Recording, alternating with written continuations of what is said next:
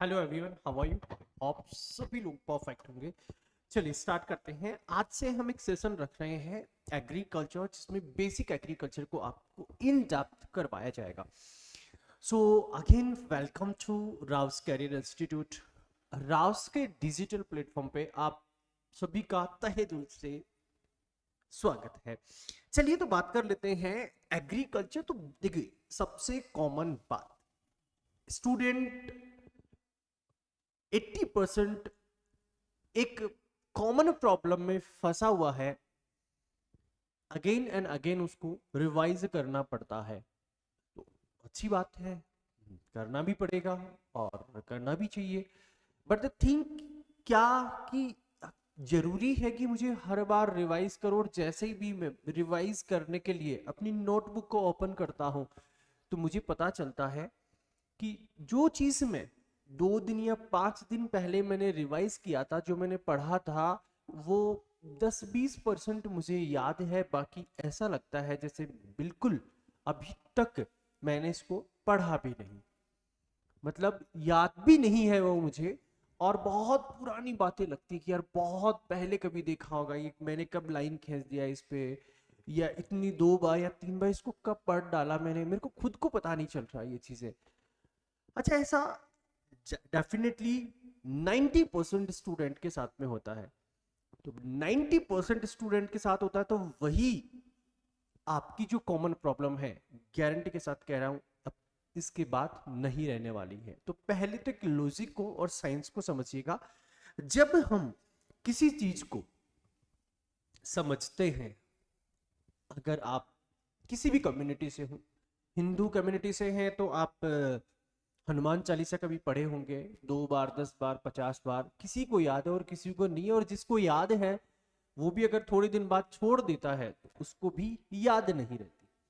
मतलब आप क्या कर रहे हो, रट्टे जा रहे हो, उसको रिवाइज कर रहे हो अगेन एंड अगेन, तब उसके बाद हो जाएगी। और अगर वही किसी साइंस की थ्योरी पे आ जाइए, हिस्ट्री वाला एक पार्ट, कहानी समझिए, तो समझ में आ जाएगी, लेकिन हमने देखा नहीं आंखों से। लेकिन आप आ जाइए साइंस में, और साइंस में कभी भी आपको सेल्स का जो स्ट्रक्चर है वो कभी नहीं भूला होगा। ना कभी सेल के स्ट्रक्चर के बारे में पूछ लिया जाए, या अभी आप, मैं कहूं कि आपने कभी मैंगो का प्लांट देखा होगा, कभी भी कुछ भी लिखवा सकते हैं, हाँ जी देखा, इस टाइप का स्ट्रक्चर। कॉमन स्ट्रक्चर की बात कर रहा हूँ मैं, इन डेप्थ की बात नहीं कर रहा हूँ। कभी ताजमहल को आपने एक बार देखा होगा, तो उसके बाद में वो जिंदगी भर याद है, उसके बारे में कोई भी कितना भी बड़ा ऐसे लिखवाना चाहे वो आप लिख सकते हैं।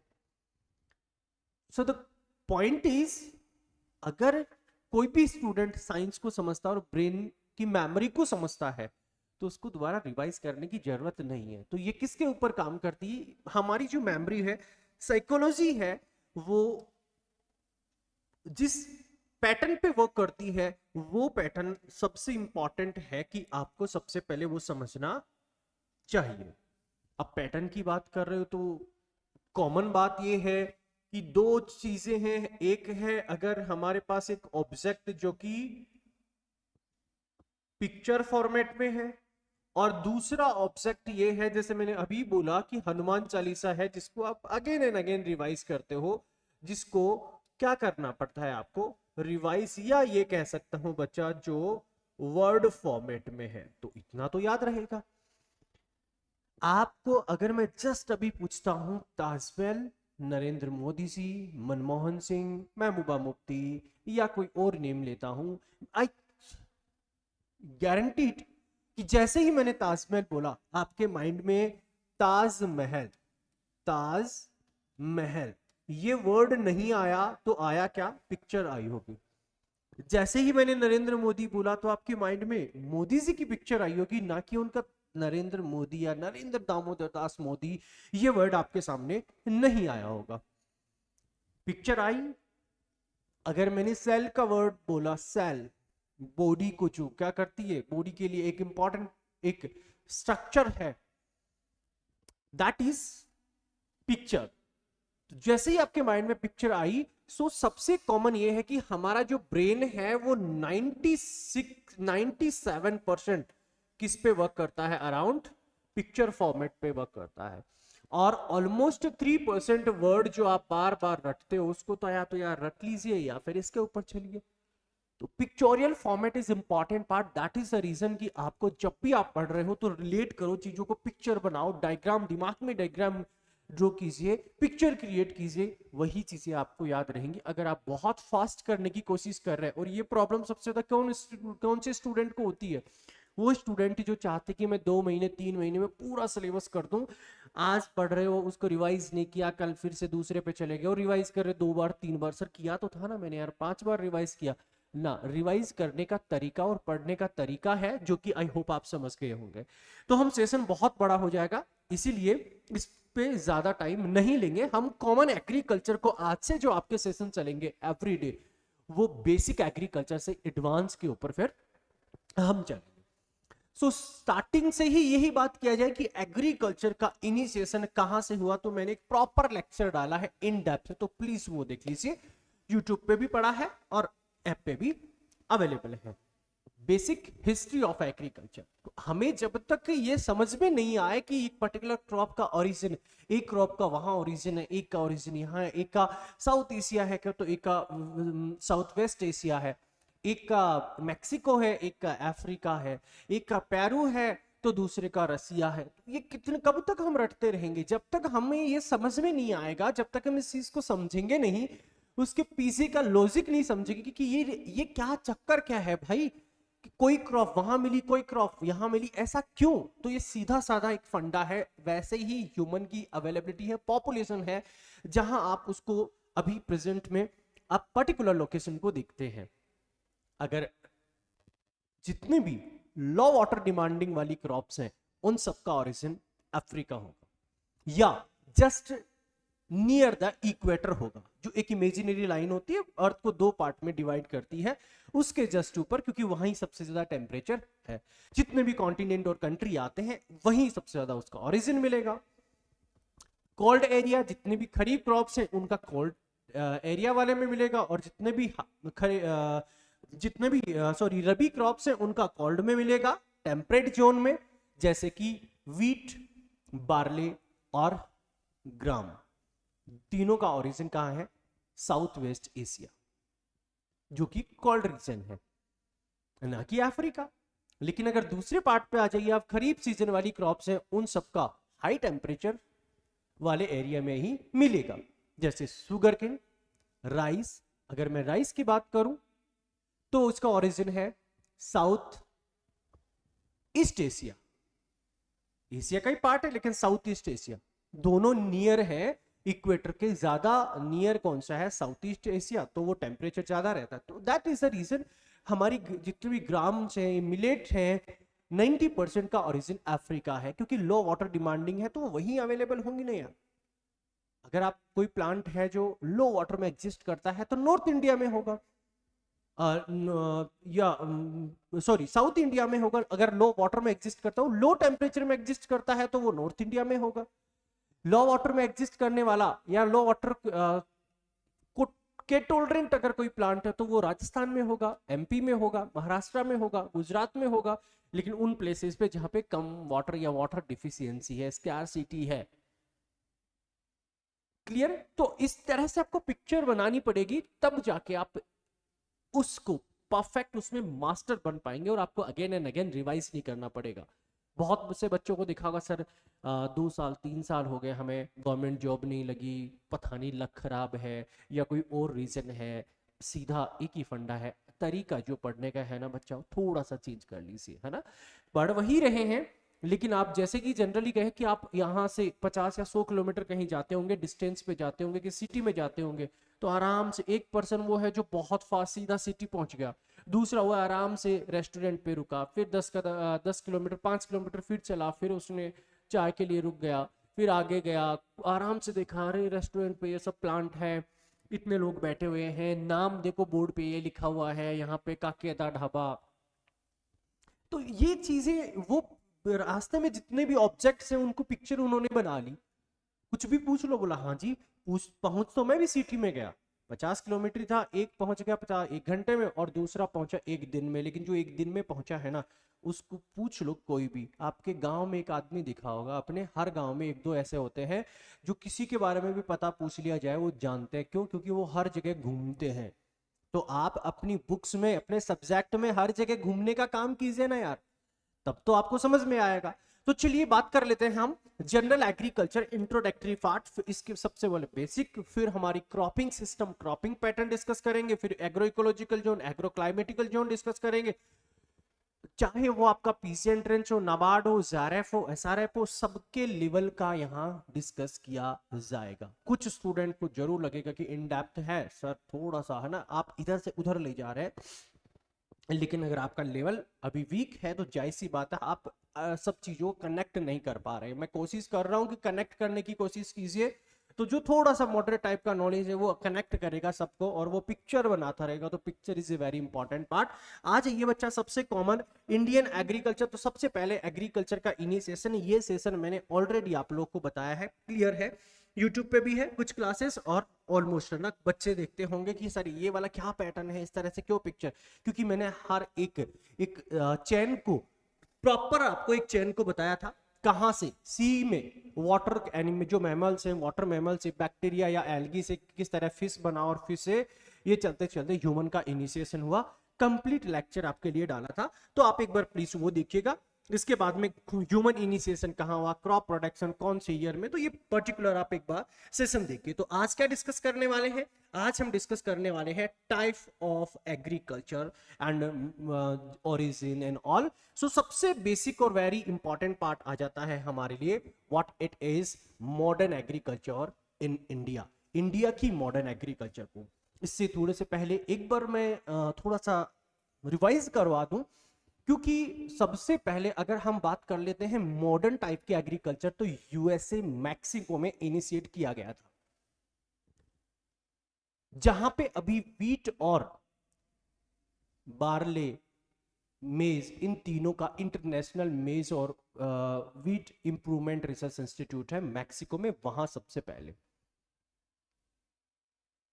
बट अगर आपसे यही पूछ लिया जाए तो एग्रीकल्चर, तो एग्रीकल्चर की शुरुआत या कल्टीवेशन, प्रोडक्शन कहां स्टार्ट हुआ था, अगर इस नजरिए से पूछ लिया जाए तो अब जाहिर सी बात है अफ्रीका सबसे पहले आएगा, क्योंकि ह्यूमन का इनिशिएशन भी अफ्रीका था, जो कि भी ड्राई स्टेट है।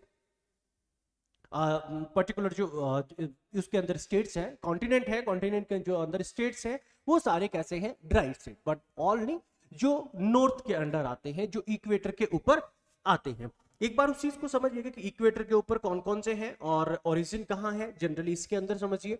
जैसे हम ये भी डिस्कस करते हैं कि इजिप्टियन, अभी भी कंफ्यूजन है। कंफ्यूजन क्या है कि एग्रीकल्चर का इनिशिएशन या तो इजिप्ट में हुआ था, या फिर इंडोनेशिया में हुआ, या फिर हम इसका अफ्रीका का अदर पार्ट मानते हैं। बट ये सारे कहां हैं बच्चा, ये सब इक्वेटर के ऊपर हैं, इसीलिए यहां पे ज्यादातर क्रॉप प्रोडक्शन बेस्ट होता है, और खरीफ सीजन तो सबसे ज्यादा यही प्रोड्यूस की जाती है। फिर ह्यूमन ने क्या किया, ह्यूमन आगे माइग्रेट करता रहा, और जैसे जैसे ह्यूमन माइग्रेट करता रहा, वो एग्रीकल्चर को भी या सीड को भी one place to another place पे ट्रांसपोर्ट करता रहा और उसका कल्टीवेशन करता रहा। इसीलिए एग्रीकल्चर इनिशिएशन या तो हम ये कहें Africa, human initiation, agriculture initiation Africa, और अफ्रीका और या फिर हम कहते हैं इंडोनेशिया, जो कि सभी किसके ऊपर है, इक्वेटर के ऊपर है। और ह्यूमन माइग्रेट करता हुआ कहां चला गया, एशिया में, और एशिया से बेसिकली जिसको हम यूरोप कहते हैं, कोल्ड रीजन में चला गया, और इसी को कहते हैं हम प्रेजेंट में मॉडर्न मैन कहा जाता है, ट्रू मैन जिसको कहते हैं। क्लियर? आ जाइए अब नेक्स्ट पॉइंट के ऊपर, दैट इज, तो सबसे पहले यहां पे जब जैसे ही ह्यूमन माइग्रेट करता गया, और कहां पे, नॉर्थ अमेरिका और साउथ अमेरिका के पार्ट में, तो यहां पड़ता है आपका मैक्सिको। मैक्सिको में मॉडर्न एग्रीकल्चर का इनिशिएशन, जहां से हमारे साइंटिस्ट हैं, फादर ऑफ मॉडर्न एग्रीकल्चर और father of green revolution in the world is doctor Annie Borlaug ji. तो doctor Annie Borlaug ji father of modern agriculture है in the world, father of green revolution है in the world, but ये कहें हम generally father of agriculture और father of modern agriculture और father of green revolution in India, तो कौन है? एम एस स्वामीनाथन जी। इंडिया की जब बात कर लोगे तो कौन है? एम एस स्वामीनाथन जी। सो फर्स्ट रिवॉल्यूशन, लेकिन एग्रीकल्चर से आपसे पूछा जाए कि पहली रिवॉल्यूशन कौन सी आई थी, तो मैक्सिको में जो मॉडर्न एग्रीकल्चर स्टार्ट हुआ मैक्सिको में, तो उन्होंने मैक्सिकन रिवॉल्यूशन के नाम से ही निकाला था, लेकिन वो क्या हो गई थी? फेल हो गई थी। फेल्ड होने की वजह से फिर से ग्रीन रिवॉल्यूशन लाया गया, किनके द्वारा? डॉक्टर एनी बोर्लॉग जी के द्वारा। कब? 1955 50 से 1970 के अंदर फिर से ग्रीन रिवॉल्यूशन, और पिछला जो फेलियर था उनसे सीखा गया, फिर हम इंडिया में ग्रीन रिवॉल्यूशन लेके आए, और एनी बोर्लॉग जी को हमने इनवाइट किया, भाई साहब हमारे यहाँ पे आइए। कौन? जो एम एस स्वामीनाथन जी हैं, उन्होंने एग्रीकल्चर कमीशन के वो एडवाइजरी थे, उन्होंने इनवाइट किया 1960 के अंदर, किनको? एनी बोर्लॉग जी को, और इन्होंने बताया कि आप इस तरह से ग्रीन रिवॉल्यूशन लोकेशन सेलेक्ट कीजिए, तो बोला जी ठीक है, लोकेशन पंजाब हमारे लिए बेस्ट है। अच्छा एक काम कीजिए, आप अच्छा सीड प्रोडक्शन कीजिए, फर्टिलाइजर प्रोडक्ट प्रोड्यूस कीजिए, और इंसेक्टिसाइड और पेस्टिसाइड प्रोड्यूस कीजिए, क्योंकि अच्छा सीड नहीं होगा तो ग्रो नहीं होगा। अगर अच्छा सीड आप ले लिए और प्रोडक्शन को इंक्रीज करना चाह रहे हो कॉन्टिन्यूअसली, तो फर्टिलाइजर की जरूरत होगी, क्योंकि न्यूट्रिएंट जरूरी है, और अगर क्रॉप अच्छी भी हो गई हो, इंसेक्ट और डिजीज ने खत्म कर दिया तो भी लॉस है, इसलिए हमने तीनों स्टेप तभी लिए थे। तो इसके बाद में हम आ जाते हैं एग्रीकल्चर, जो कि बेसिक एक पार्ट है हमारा, what it is, that is agriculture. तो क्या है ये बेसिक? देखो एग्रीकल्चर वैसे तो स्पेसिफिक ये कहें कि ये वर्ड है, जैसे बहुत से बच्चे कहते हैं सर ये वर्ड का मतलब क्या? कोई बोलता है लैटिन, कोई बोलता है ग्रीक, कोई बोलता है कोई अदर सब्जेक्ट लैंग्वेज से लिए गए हैं। आप जनरली अपनी भाषा में हर चीज को अलग अलग नाम दे के रखे हो, यस या नो? जनरली अगर मैं ये कहूं, कोई जमीन को किला बोलता है, कोई हेक्टेयर के अंदर बोलता है, कोई बीघा बोलता है, तो सब अपनी अपनी लोकेशन के हिसाब से जमीन का अलग नाम है। हो सकता है कौन साइंटिस्ट ने कौन सा वाला वर्ड एक्चुअल जो उसका मीनिंग हो वो ले सकता है। फॉर एग्जांपल जनरली अगर मैं ये कहूं कि मेरा अभी मन है क्या 5 आवर्स 5 घंटे तक कंटिन्यू क्लास लेने का, तो ऐसा कौन सा 5 घंटे कंटिन्यू क्लास लेना नॉन स्टॉप, इस चीज को एक वर्ड कौन डिफाइन कर सकता है? तो कोई वर्ड में ढूंढने लग जाऊंगा। कोई अगर कैंडिडेट 5 आवर्स तक कंटिन्यू क्लास लेता है, वो भी लाइव क्लास लेता है और बच्चों के साथ इंटरेक्ट करता है, तो उसके लिए एक परफेक्ट वर्ड क्या होगा? कहाँ मैं जाऊंगा? संस्कृत में ढूंढूंगा, इंग्लिश में ढूंढूंगा, अदर लैंग्वेज में ढूंढूंगा, तो सब में ढूंढा कि सिंगल वर्ड सब चीज को डिफाइन कर दे। तो इसीलिए फिर मुझे मिलता है संस्कृत में, तो मैं बोल दूंगा जी ये संस्कृत से वर्ड लिया गया है। हमारा एले क्रॉपिंग है, टोंगिया सिस्टम है, जैबो फार्मिंग है, तो जैबो वो जिस लोकेशन पे ये वर्ड यूज किया गया था इन लोगों ने, तो उनके अकॉर्डिंग उसको अडॉप्ट कर लिया गया। तो सबसे ज्यादा इंडिया में या एशिया में बात करूं, इंडिया में तो बेसिकली अगर मैं बात करूं ये एशिया की, तो कंपैरिजन टू ब्रिटेन, यूएसए, वो लोग थोड़े से ज्यादा एजुकेटेड थे, तो उन्होंने ही वर्ड को पहले डिफाइन कर दिया। तो हम ज्यादातर उनकी लैंग्वेज ये कह देते हैं जी ग्रीक या लैटिन लैंग्वेज से। तो बेसिकली एग्रीकल्चर लैटिन से है ना कि ग्रीक से है, लेकिन इसके मेजर जो सब्जेक्ट्स हैं लाइक एग्रोनॉमी, एग्रोनॉमी फिर ग्रीक से आता है। तो लैटिन के 2 वर्ड हैं, जिसमें एक वर्ड है हमारे पास एग्री या एगर, और एक हो गया कल्चर।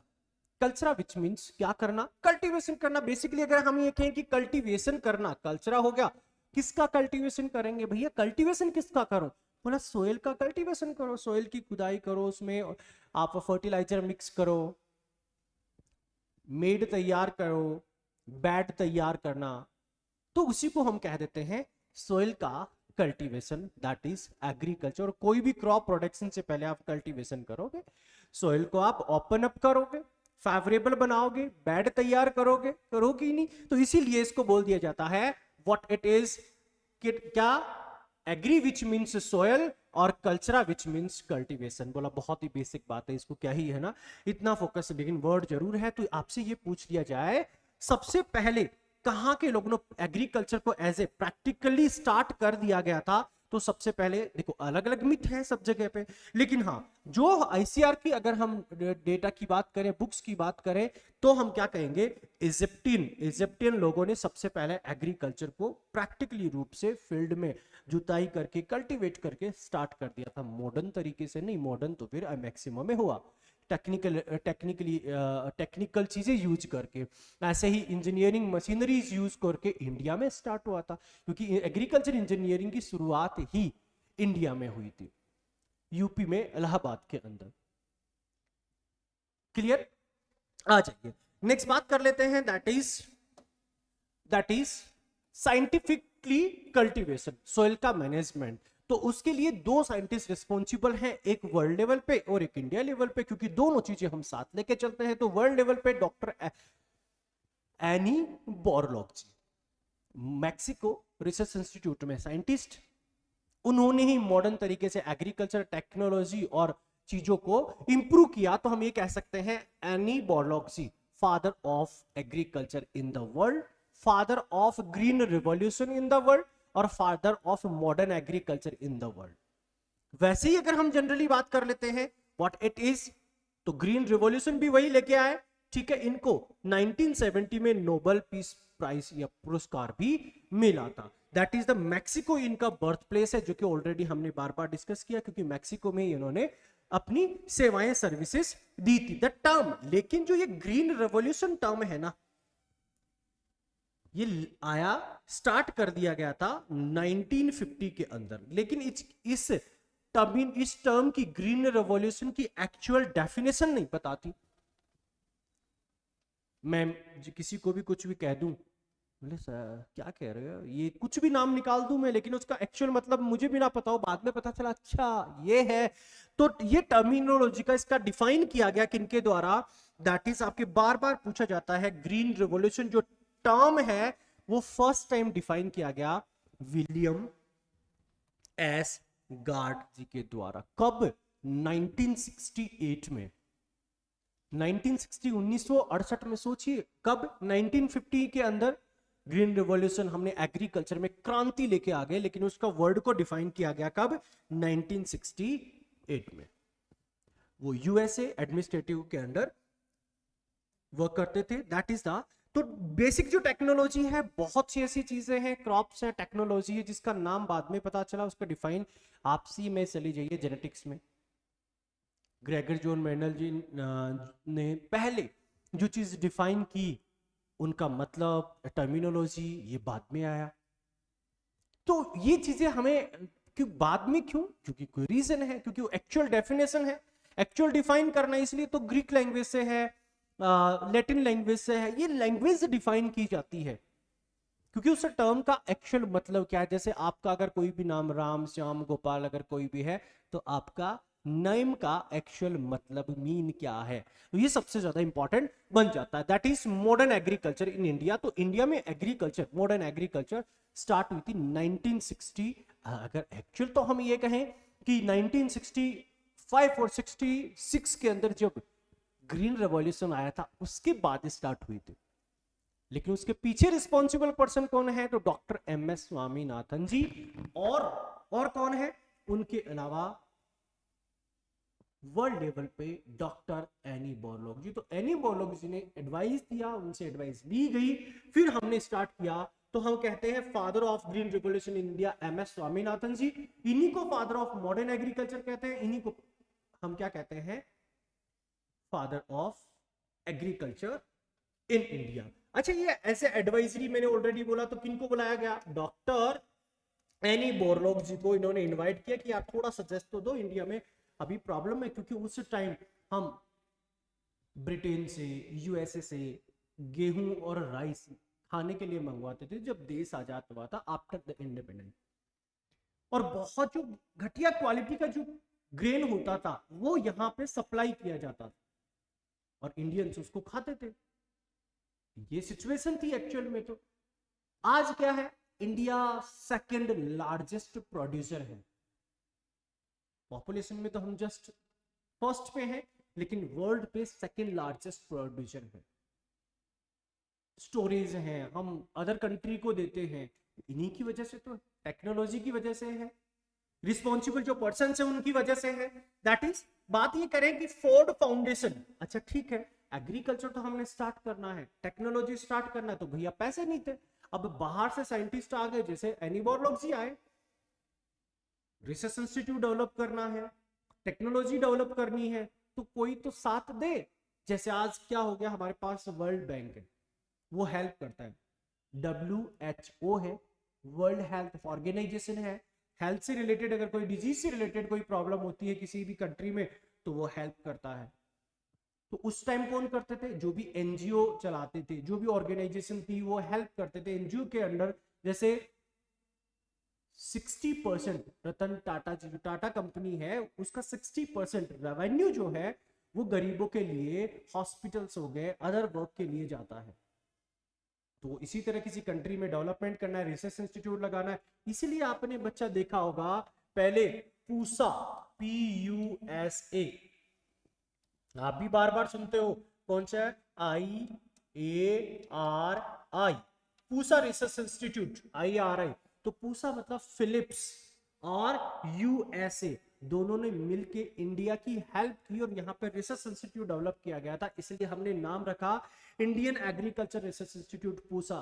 पहले बिहार में था, इस्टेब्लिश कब किया गया था, दैट वाज एस्टैब्लिश इन 1905 के अंदर, बट इसको दिल्ली शिफ्ट कर दिया गया था कब, 1936 के अंदर, 32 के अंदर जो बिल्डिंग्स थी वो अर्थक्वेक की वजह से तहस नहस हो गई थी, उसकी वजह से इसको ट्रांसफर कर दिया। तो बच्चा वो वर्ड याद रखता है, पूसा पूसा पूसा, दो ऑर्गेनाइजेशन ने मिलके। तो यहाँ पे ग्रीन रिवॉल्यूशन के लिए किसने हेल्प की, फोर्ड फाउंडेशन ने और इंडियन गवर्नमेंट ने कोलैबोरेट किया, और मैक्सिको जहां रिसर्च इंस्टीट्यूट है वहां से हम सीड लेके आए गेहूं का, तब जाके हमने यहाँ पे स्टार्ट किया ग्रीन रिवॉल्यूशन ऑन। और कब स्टार्ट किया था, 1960 के अंदर हमने बुलाया था एनी बोरलॉग जी को, जिन्होंने एडवाइस दिया, और 1966 के अंदर ग्रीन रेवोल्यूशन आया। उससे पहले हम 3 काम कर चुके थे। एक काम कौन सा, first one is high yield variety, second work कौन सा, that is fertiliser production, fertiliser production, और थर्ड हमने काम किया प्रोडक्शन ऑफ, क्या, प्रोडक्शन ऑफ किसका, इंसेक्टिसाइड एंड पेस्टिसाइड का प्रोडक्शन। तीनों पे हमने सबसे पहले काम किया, इसलिए आप देखते हैं बहुत सी फर्स्ट वैरायटी है वो डेवलप की गई थी कब, 1961 से लेकर 1965 में, क्योंकि हमने इससे पहले काम स्टार्ट कर दिया था।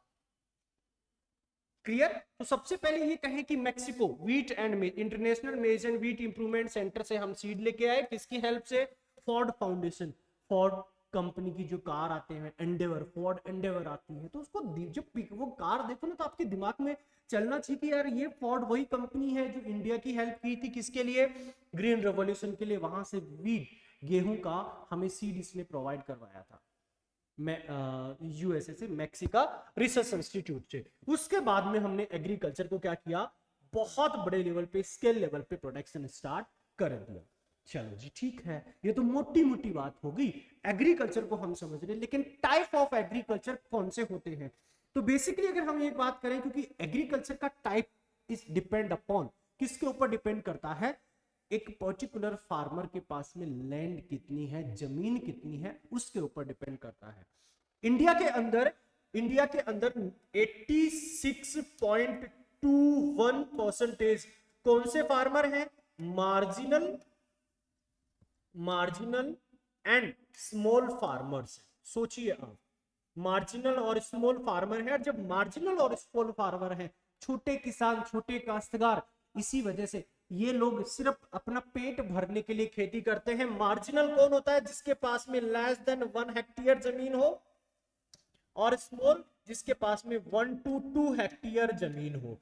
तो सोचो कि 1 से 2 बीघा जमीन वाले 86.21% फार्मर है।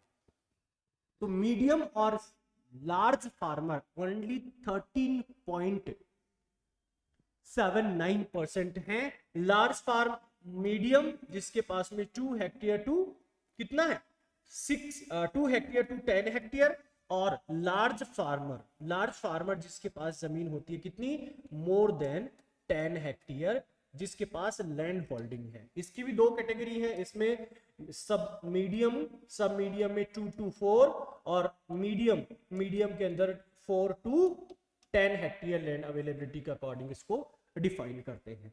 सोचिए इतना बड़ा। अब इसी फार्मर को जो बेचारे जिनके पास सिर्फ पेट भरने के लिए जमीन है, खाना अपना पेट भर लेते हैं, बच्चों को पाल लेते हैं, तो इसको क्या कहेंगे लाइवलीहुड फार्मिंग। जमीन कम है तो अपनी उसी हिसाब से ये पैदावार करते हैं, जीवन निर्वाह के लिए की जाने वाली खेती। इनका टारगेट इनको ऑर्गेनिक नहीं चाहिए, है ना, इनको मार्केट सप्लाई के लिए टेंशन नहीं है, टेंशन है तो अपने पेट की टेंशन है। दैट इज द रीजन कि इंडिया में 86.21% कौन से फार्मिंग करते हैं लाइवलीहुड फार्मिंग। दूसरा नाम एक्चुअल नेम क्या होता है सबसिस्टेंशियल फार्मिंग। सबसिस्टेंशियल फार्मिंग जीवन निर्वाह के लिए की जाने वाली खेती को कहते हैं, जिसमें एक फार्मर सब चीजें उसी अपनी लाइफ को उसी से चला रहा है। इंडिया में जिसके पास 1 हेक्टेयर तो वही लाइफ ही चला रहा है बेसिकली, अगर हम कहें तो। हाँ ठीक है, इनको इन डेप्थ और देखेंगे। दूसरी बात आ जाते हैं कि वो फार्मर जो मीडियम है और लार्ज है, जैसे पंजाब वाले, हरियाणा वाले फार्मर, तो इन लोगों के पास लार्ज जमीन है, जितना भी ये प्रोडक्शन करते हैं वो लार्ज मार्केट में वैल्यू कमाने के लिए करते हैं, कॉमर्शियल करते हैं, पैसा के लिए करते हैं, तो कॉमर्शियल हो गया। इसीलिए दूसरी जस्ट अपोजिट हो जाती है कॉमर्शियल फार्मिंग। कौन करेंगे लार्ज फार्मर जिनके पास 3 हेक्टेयर 4 हेक्टेयर 10 हेक्टेयर 100 हेक्टेयर है, उनको कहते हैं कॉमर्शियल फार्मिंग, और इसी को कहते हैं हाई लेवल इक्विलिब्रियम। ये ज्यादा से ज्यादा डालेंगे, बोला डालो उस फील्ड में, इनपुट भी ज्यादा डालेंगे तो इनके पास प्रोडक्शन भी ज्यादा आएगा। इतना ज्यादा भी नहीं है ना कि ज्यादा सीड डाल दिया तो स्पेस नहीं रहेगा, लेकिन हाँ इनका टारगेट रहता है कि मेडिसिन अगर डालनी तो ज्यादा डाल दो, फर्टिलाइजर डालना है ज्यादा डाल दो, क्योंकि इनको आउटपुट ज्यादा चाहिए, तो इनपुट भी ये बहुत ज्यादा डालते हैं, इसीलिए उसको बोलते हैं कॉमर्शियल फार्मिंग। और यही फार्मिंग इंडिया में ग्रीन रेवोल्यूशन के बाद में लोगों का टारगेट हो गया। क्लियर, ये दो तो बेसिक है। तीसरा आजकल आ गई जिसको हम कहते हैं भैया हमारे फार्म के ऊपर जो भी रिसोर्स अवेलेबल है मैं उसी रिसोर्स का यूटिलाइज करूंगा, बाहर से कुछ नहीं लाने वाला। मैं उसी प्लांट की लीव को, एनिमल है तो उसके डंक को, उसको मैं फर्टिलाइजर के लिए यूज कर लूंगा, और सीड मैं सिलेक्शन करूंगा और सिलेक्शन करके उस सीड को दोबारा लगा दूंगा। दैट इज सीड, उसको क्या कह दूंगा, वहीं से सीड सेलेक्ट किया और उसको मैंने लगा दिया, तो सीड का सिलेक्शन भी हो गया, रिसोर्सेज अवेलेबल है, वाटर अच्छा अवेलेबल है, उसको राइट यूटिलाइज करके नेचर के साथ में मैं नेचर को भी मेंटेन करके रखा हुआ है, तो कह देंगे जी नेचुरल फार्मिंग। इकोलॉजी को बैलेंस करेंगे तो इकोलॉजिकल फार्मिंग। क्लियर बात। तो 3 टाइप की बेसिक फार्मिंग होती है। अच्छा, जो जिसके पास बहुत कम जमीन होती है, लो लेवल इक्विलिब्रियम उसको कहेंगे। क्यों? क्योंकि भैया उसको लाइवलीहुड फार्मिंग कहेंगे। क्यों? क्योंकि दैट इज द पॉइंट कि सब इसको सबसिस्टेंशियल फार्मिंग कहते हैं। ये सिर्फ अपने पेट भरने का काम करते हैं, तो टू सस्टेन लाइफ और फैमिली के लिए, तो इनपुट भी बेचारा कमी डालेगा, आउटपुट भी इसके पास कमी आएगा। इसलिए तो गवर्नमेंट ने स्कीम चलाई थी, किसान सम्मान निधि योजना। किसान सम्मान निधि योजना, किसान सम्मान निधि योजना। तो फार्मर को 6,000 रुपीज पर ईयर मिलते हैं 3 किस्तों में, जहां पे रबी, खरीफ और जायद 2,000 रुपीज मिलते हैं, जिससे किसान क्या ले सके, गुड सीड ले सके, क्वालिटी ऑफ सीड ले सके, फर्टिलाइजर ले सके और अपनी एग्रीकल्चर को, प्रोडक्शन को बढ़ा सके। तो इंडिया में कौन सी सबसिस्टेंशियल फार्मिंग सबसे ज्यादा है? सेकंड वन होगी कॉमर्शियल फार्मिंग। कॉमर्शियल फार्मिंग को हो basically high level equilibrium, target high लेने का है। लो लेवल इक्विलिब्रियम, लो ही तो प्रोडक्शन होगा, तो quantity of input is high और quantity of output is high. तीसरी अगर हम बात करते हैं दैट इज सस्टेनेबल फार्मिंग, इसी को नेचुरल इक्विलिब्रियम कहते हैं। नेचर का बैलेंस बनाना सबसे मेन टारगेट होता है। नेचुरल इक्विलिब्रियम, इकोलॉजी को बैलेंस करना, equilibrium, eco farming, natural farming, organic farming, these are the term.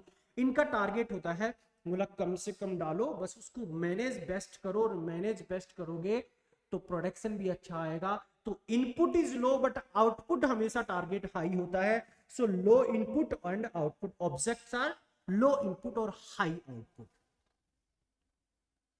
Clear? Same questions आपके यूपीएससी में यही पूछा था, टाइप यूपीएससी, और इतना लिखने के बाद में डेट और ईयर्स, प्लेस, और आपने डेटा लिख दिया कितना परसेंट फार्मर है, उसके बाद में नंबर काट ही नहीं सकता।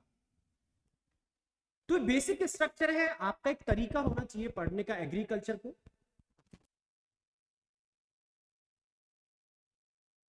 आई होप समझ में आ गया होगा। यहाँ पिक्चर देख लीजिए एक बार, दिमाग में पिक्चर क्रिएट कीजिए किस तरह से फार्मर लगे हुए हैं।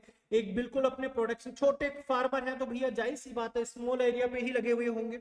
स्मॉल, यहाँ पे अपना पेट भरने के लिए, जिसको सब्सिस्टेंशियल फार्मिंग कहते हैं। और दूसरा सस्टेनेबल, सस्टेन, लाइफ को सस्टेन करने के लिए वही रिसोर्सेज, एनिमल डंक एंड ऑल रिसोर्सेज को यूटिलाइज कर रहे हैं।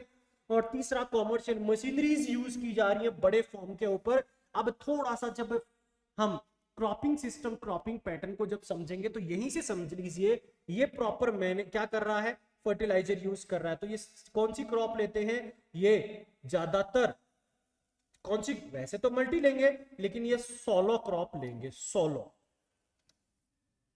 सोलो क्रॉप से ज्यादातर लेते हैं। एक फील्ड में एक टाइम में, एक अपने फील्ड में एक टाइम में एक ही क्रॉप को यूज कर रहे हैं, दैट इज सोलो। मोनो की बात नहीं कर रहा हूं मैं, एक साल में एक लेना होता है, वन टाइम में, वाल इसको बोल देंगे हम सोलो। फार्मिंग में डिस्कस करेंगे हम, ये प्रॉपर मैनेज कर रहा है अपने फार्म को, रिसोर्सेज को। तो ये अलग अलग तरीके से अलग अलग टर्मिनोलॉजी है जिसमें ये प्रॉपर एक बेसिक या बेस्ट एग्जांपल है ये भी, और ये भी किसका बेस्ट एग्जांपल है, क्रॉपिंग सिस्टम का प्रॉपर एग्जांपल है। चलिए नेक्स्ट चलते हैं। Next one that is scientific management of agriculture. किस तरह से मैनेजमेंट, तो हमारा आ जाता है cropping system and cropping pattern. Clear? चलिए आ जाइए, बात कर लेते हैं क्रॉपिंग सिस्टम, क्रॉपिंग पैटर्न, सब कुछ डिस्कस करेंगे। क्रॉपिंग सिस्टम में क्रॉपिंग पैटर्न, लैंड रोटेशन, या हम बात कर लेते हैं क्रॉप रोटेशन, या बात करें हम एले क्रॉपिंग, ज़ैवो farming, each and every word को विद कॉन्सेप्ट हम यहाँ पे डिस्कस करेंगे। नेक्स्ट बात करते हैं that is cropping system. Terminology को समझिएगा, cropping system and cropping pattern. पहले तो दो टर्म है यहाँ पे, इस चीज को समझने की कोशिश कीजिए।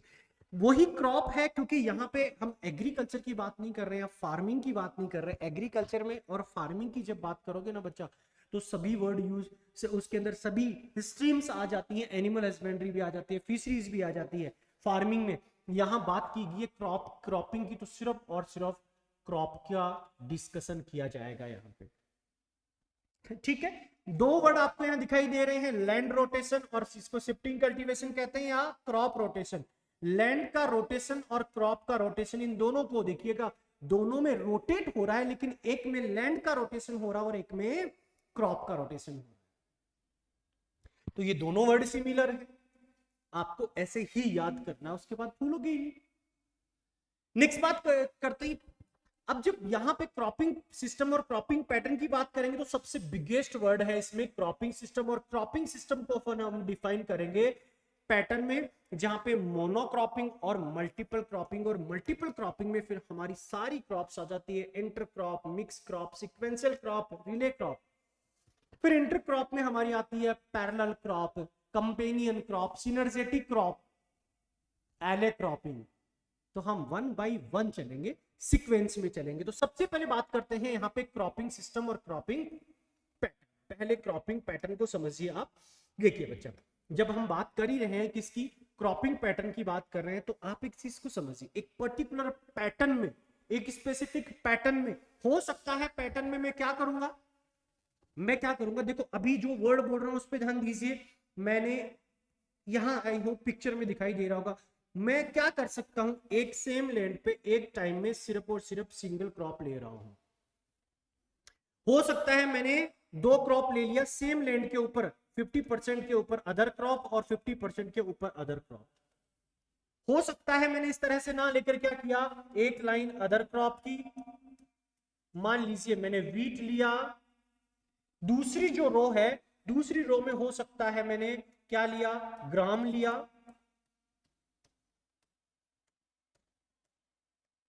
हो सकता है तीसरी रो में मैंने क्या ले लिया,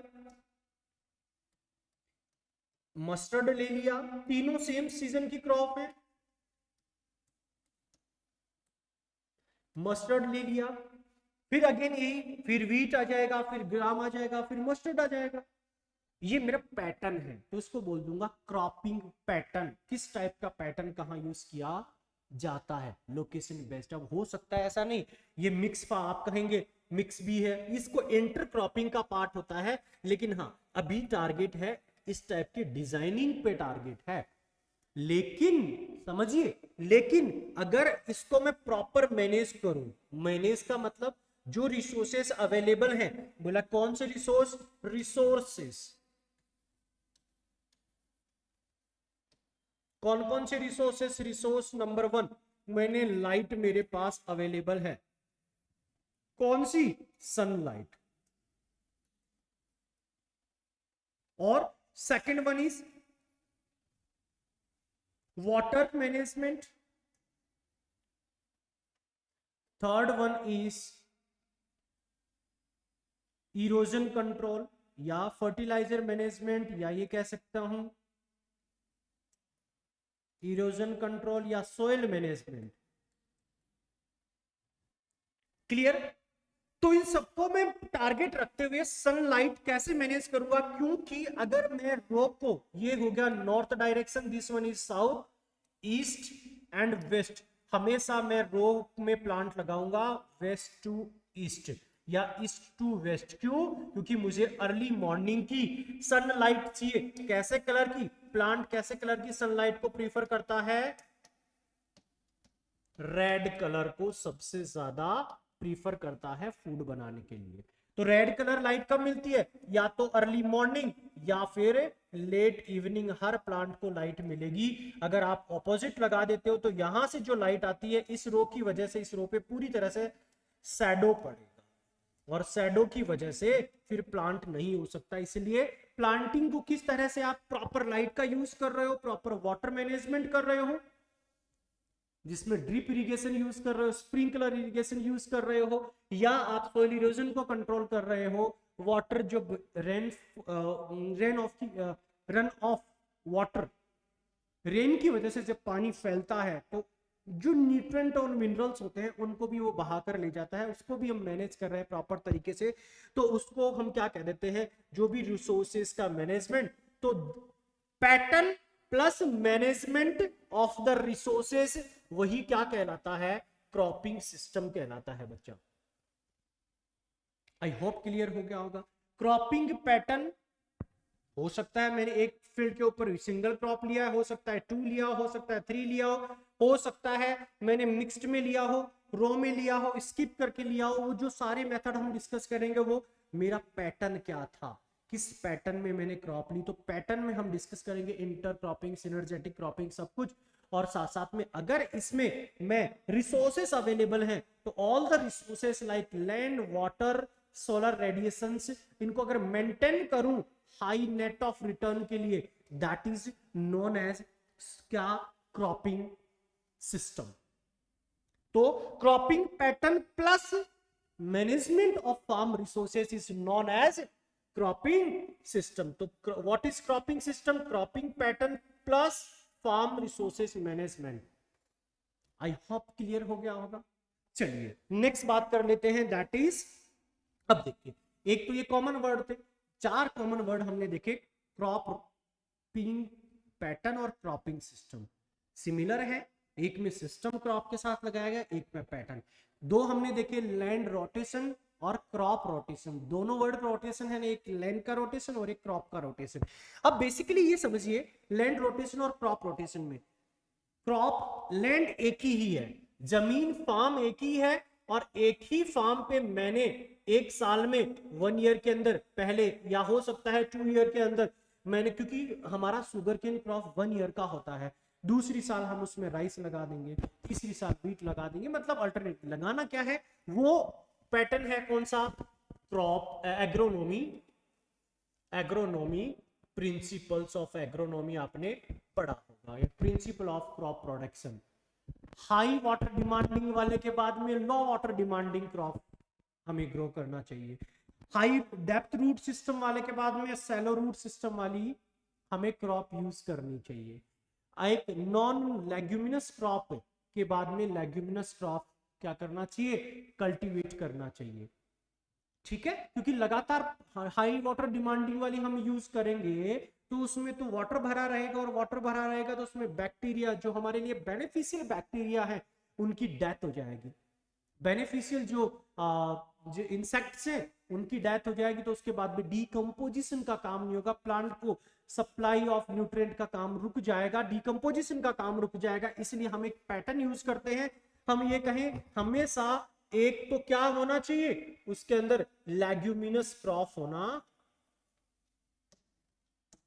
मीनस क्रॉप होना चाहिए, जैसे हम ये कहें ग्राम या अदर कोई, तो एक ही लैंड पे, सेम लैंड के ऊपर एक सीजन में हमने क्या लिया, लेग्यूम क्रॉप्स, जिस क्लियर, पल्सेस जिसको हम कहते हैं, फिर हमने ले लिया बेसिकली पल्सेस के बाद में हमने ले लिया व्हीट,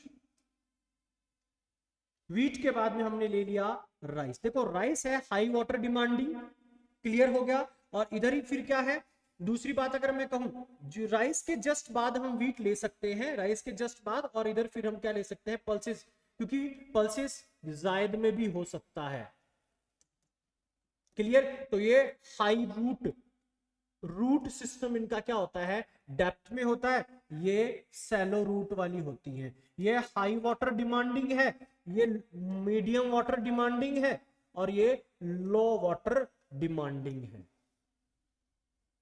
हुआ pattern, land same but crop का रोटेशन हो, इसके डिजीज इस क्रॉप पे ना जाए, इसके लगातार वीट ही वीट लगाओगे तो एक कॉमन डिजीज है जिसको हम स्मट और रस्ट कहते हैं, वो फिर आगे हर क्रॉप में बढ़ता जाएगा, क्योंकि उसको सुटेबल क्रॉप मिल गया, फेवरेबल उसका होस्ट प्लांट मिल गया, इसलिए हमें अल्टरनेटिव चेंज करना चाहिए, ये सब होता है आपका एग्रोनॉमी के प्रिंसिपल ऑफ क्रॉप प्रोडक्शन के अंदर, कौन सी क्रॉप के बाद कौन सी क्रॉप लगाएं, क्लियर, तो एग्रोनॉमी में इन डेप्थ हम डिस्कस करेंगे, तो land is fixed but crop is rotate after year after or season by season, I hope clear हो गया होगा, अब लैंड का रोटेट करेंगे, क्रॉप हो सकता है सेम हो सकता है,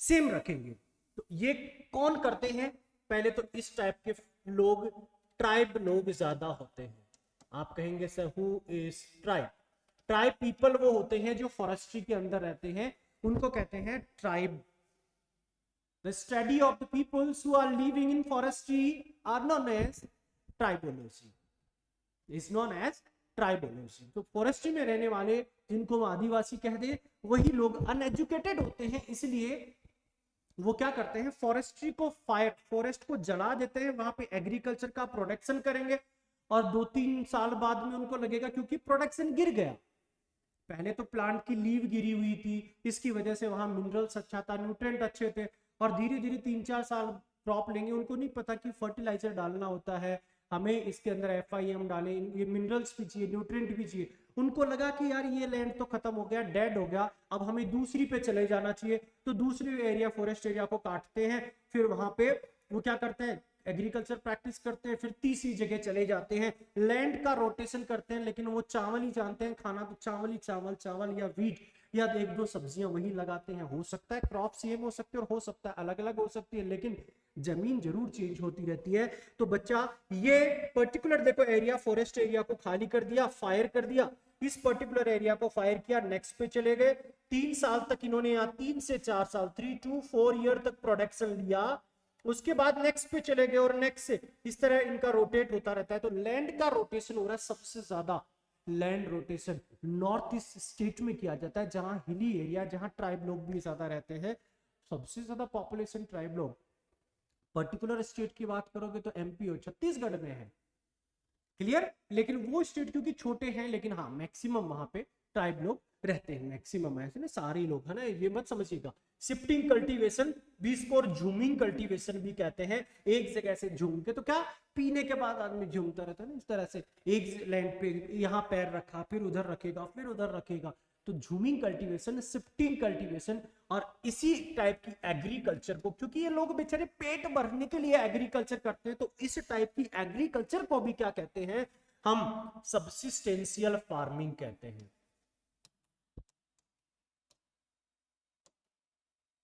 कौन सी फार्मिंग कहते हैं, सबसिस्टेंशियल फार्मिंग इसको बोल देंगे, ठीक है। जीवन निर्वाह के लिए लाइवलीहुड फार्मिंग भी हम इसको कह देंगे।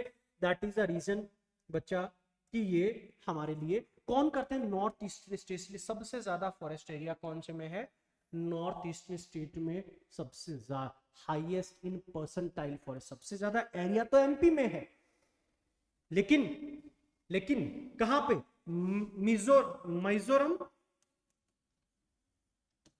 मिजोरम के अंदर कितना है, 84% एरिया फॉरेस्ट्री से कवर है। फिर अरुणाचल प्रदेश है, अरुणाचल प्रदेश में 79% एरिया, तो पर्टिकुलर उन्हीं एरिया में ज्यादा ये प्रैक्टिस की जाती है, नॉर्थ ईस्ट स्टेट, फिर एमपी, फिर झारखंड इस प्रैक्टिस को सबसे ज्यादा करता है। होप दोनों चीजें क्लियर हो गई होंगी, क्रॉप रोटेशन और लैंड रोटेशन, आई होप क्लियर। नेक्स्ट बात कर लेते हैं हम, दैट इज कौन सा, क्रॉपिंग स्कीम, जो कि हम बार बार कह रहे थे, ठीक है, उसके ऊपर भी आएंगे। तो स्कीम क्या है, कुछ नहीं है, प्लानिंग करना, स्कीम करना, कौन सी क्रॉप लगाएं, कब लगाएं, वाटर कितना दें, तो मैनेजमेंट स्कीम हो गया, कोई बड़ा वर्ड नहीं है। So what is cropping scheme, cropping plan को गेट और रिटर्न, अच्छा मैक्सिमम रिटर्न करने के लिए हम क्या क्या, मिनिमम इनपुट से मैक्सिमम आउटपुट कैसे लें, इसी का टारगेट बनाने को ही हम क्या कहते हैं,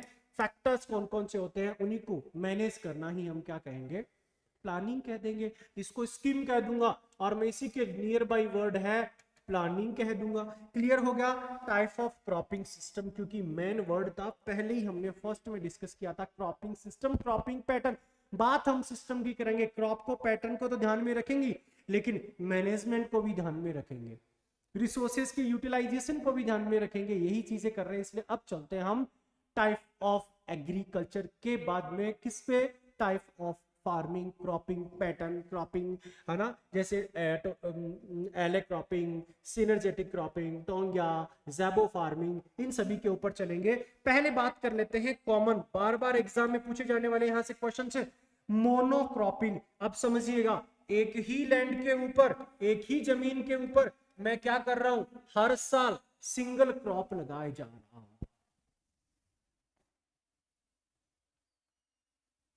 तो एक साल में मैंने कितने क्रॉप्स लिया, सिंगल, एक ही क्रॉप लिया मैंने, एक ही क्रॉप का, सिंगल क्रॉप का प्रोडक्शन लिया, तो मेरी क्रॉपिंग इंटेंसिटी भी क्या होगी, क्रॉपिंग इंटेंसिटी भी मेरी क्या होगी, क्या होगी cropping intensity, number, cropping intensity निकालने का फॉर्मूला क्या है, number of crop divided by year या टाइम। तो एक साल में मैंने एक क्रॉप लिया, सॉरी मल्टीप्लाई 100 और लगा देना है आपने। तो एक साल में अगर मैंने एक क्रॉप लिया तो 100 मल्टीप्लाई लगा दो, एक से एक काट दो, बचा कितना 100, क्रॉपिंग इंटेंसिटी, तो 100 बचा, तो आपका क्रॉपिंग इंटेंसिटी कितना आ जाएगा 100।